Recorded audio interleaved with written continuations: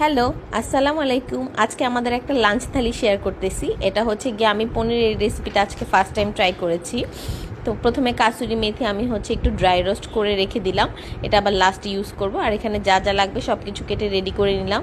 পনির আমি ট্রায়াঙ্গেল করে কেটেছি, আর ক্যাপসিকাম, টমেটো, তারপর হচ্ছে গিয়ে মটরশুঁটি সব গুছিয়ে নিলাম। তারপর হচ্ছে গিয়ে আমি পেঁয়াজটা একটু তেলে হালকা আগে হচ্ছে আমি পনিরটা হালকা ভেজে উঠিয়ে রাখলাম। তারপর হচ্ছে পেঁয়াজ, টমেটো, তারপর মটরশুঁটি দিলাম, দিয়ে তারপর হচ্ছে একটু যে ঘরে বানানো টক দই দিলাম। আর হচ্ছে রেগুলার যা মশলা, হলুদ, মরিচ এসব দিলাম, হলুদ, মরিচ, লবণ এগুলো দিয়ে মশলাটা কষিয়ে তারপর হচ্ছে গিয়ে ক্যাপসিকামটা দিয়ে দিলাম প্রায় যখন হয়ে আসছে, আর লাস্টে পনিরটা দিয়ে দিলাম।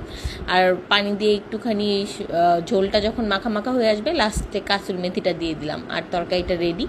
খুবই মজা হয়েছিল, ফ্লেভারফুল।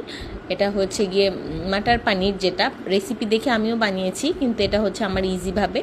আর মাটন তো আগে রান্না করে রেখেছিলাম, সাথে হচ্ছে সালাদ নিয়ে নিলাম। মাটনের সাথে আমার আবার পেঁয়াজ লাগেই, তো হচ্ছে থালা রেডি করে নিচ্ছি।